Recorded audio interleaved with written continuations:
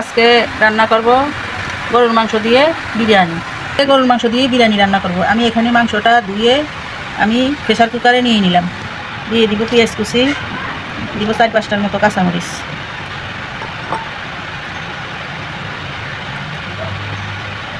দিয়ে দিলাম আদা রসুন বাটা পেস্ট, দিলাম জিরা বাটা। এখানে আছে আমার কাজু বাদাম আর হলো চীনা বাদাম, দুটোটা আমি একসাথে বেটে নিছি।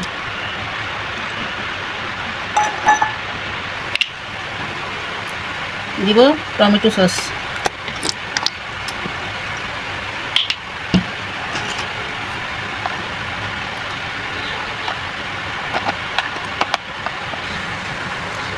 দুই চামচ দিলাম গুঁড়া মরিচের গুঁড়া, স্বাদ মতো লবণ। এটা হলো ধনিয়ার গুঁড়া দিলাম 2 চামচ,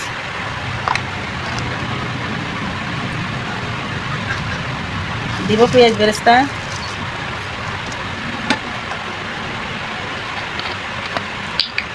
দিয়ে দিব রান্নার তেল,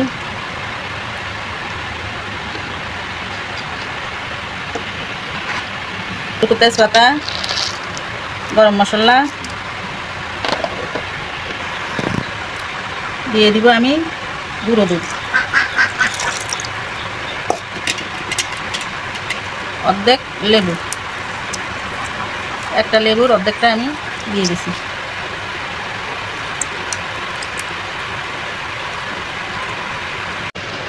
দিয়ে দিব বিরিয়ানি মশলা অর্ধেকটা, পুরোটা আমি দিব না, এখানে আমার মাংস কম আছে, চাউলও কম, 2 কাপ চাউল, এই জন্য আমি অর্ধেকটা মশলা দিয়ে দিছি। এখন আমি হাতের সাহায্যে এগুলো মেখে দিব।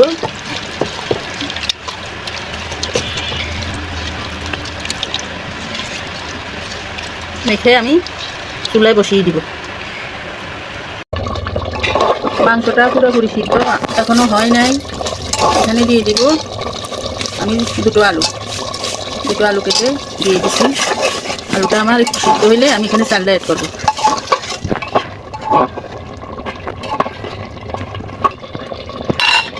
আলু দিয়ে দিছি, এখন আমি ঢাকনা দিয়ে ঢেকে দিব কিছুক্ষণের জন্য।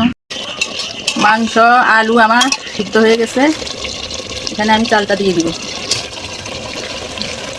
চালটা দিয়ে দিলাম, চালটা দিয়ে ভালোভাবে আমি নেড়ে 2 কাপ চালের জন্য আমি এখানে 4 কাপ পানি দিয়ে দিব।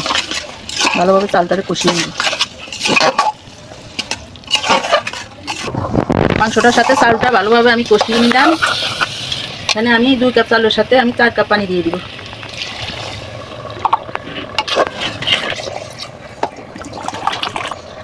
4 কাপ পানি দিয়ে দিলাম, দিয়ে এখন আমি ঢাকনা দিয়ে দিব। আমি 6টা আলু বোখারা দিয়ে দিলাম, দিয়ে এখন আমি ঢাকনা দিয়ে দিব। ঢাকনা দিয়ে দিলাম। বিরিয়ানি রান্না হয়ে গেছে।